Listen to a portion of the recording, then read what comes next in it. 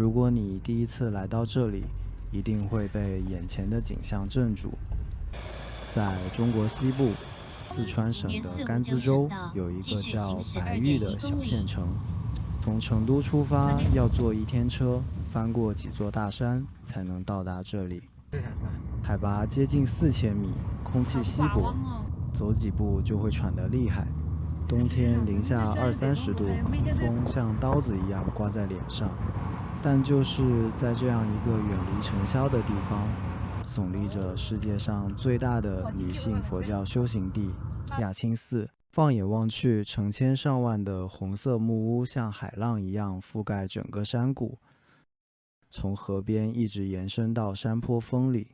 五彩的经幡飘扬，低沉的诵经声从四面八方传来。这里是信仰的海洋，是无数修行者一生的归宿。亚青寺的历史并不算久远。1985年，宁玛派的大德阿丘法王带着几位弟子来到这片人迹罕至的高原。他们搭起最初的几间木屋，冬天没有取暖设备，只能烧牛粪驱寒。最初的几十名弟子在风雪中持咒修行，从这里开始了亚青寺的故事。宁玛派是藏传佛教最古老的传承，意为古老的或弘教。与许多宗教机构不同，宁玛派的修行重视个人内在体验，强调慈悲与智慧的统一，强调对生命无常的体悟。亚青寺与众不同的地方在于，这里以女性修行者为主，她们被称为觉母 Annie。过去在很多佛教传统里，女性修行者的资源、受教育机会远远少于男性。但在亚青寺，觉母们不仅人数最多，还能系统学习佛法，参与辩经和闭关修行。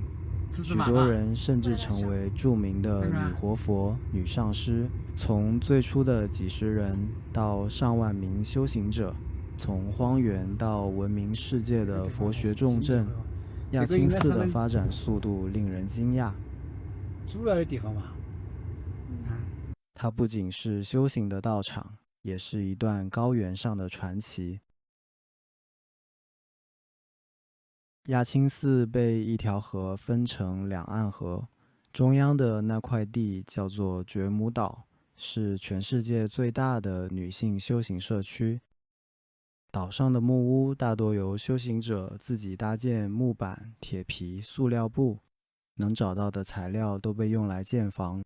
房子很小，通常只有3-4平方米，一张床，一只火炉，一张小桌子，几乎没有多余的空间。冬天夜里火炉熄灭后，屋里冷得像冰窖，很多人只能裹着棉被坐在床上继续诵经。白天，觉母们会聚在经堂里学习佛法，跟随上师讲经。午后，有人在街口背诵经文，有人去挑水劈柴。晚上，他们独自在屋里持咒静坐。我曾听过一个故事，有个年轻的觉母来自城市，大学毕业后放弃了工作和婚姻，来到这里。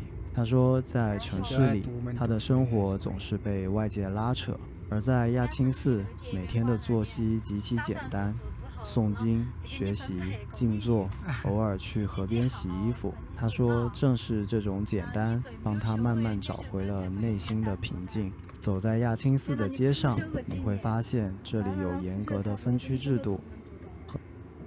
才到这边来，然后你还非常有地位，才有个独门独栋。有可能是嘛？这里面都是等级深。河对岸是男众区，觉母岛只允许女性居住，男性只能在特定的时间、特定的区域内活动，不能随意进入。这并非性别隔离，而是出于修行的需要。修行者需要安静，需要避免不必要的社交和干扰，让内心专注于佛法与修行。高原的风吹过，带走了城市的喧嚣，也让整个寺院显得格外宁静。在亚青寺，很多修行者会选择闭关修行。所谓闭关，就是在一间小屋里发愿3年零3个月零3天不出门，专心修行。信众会把食物送到门口，修行者不见外人，不接触外界，只与经文、咒语和自己的内心相伴。离寺院不远的地方是天葬台，天葬是藏传佛教的重要传统，把身体布施给秃，就象征着生命回归，自然也提醒着人们，肉身只是短暂的躯壳，真正重要的是心灵的解脱与智慧的延续。对很多外地人来说，这可能难以理解，但在藏传佛教的世界里，死亡不是终点，而是生命轮回的一部分。近年来，亚青寺也在经历变化，政府为了安全和环保，拆除了部分违章建筑，修建了新的僧舍和公共设施。年轻的修行者除了学习佛法，也开始学习汉语、英语、计算机知识。他们中的一些人会通过网络把佛学课程分享给全世界，让更多人了解藏传佛教的文化和智慧。当夕阳落在雅清寺的山谷，风吹动经幡，带着经文的祈愿飘向远方。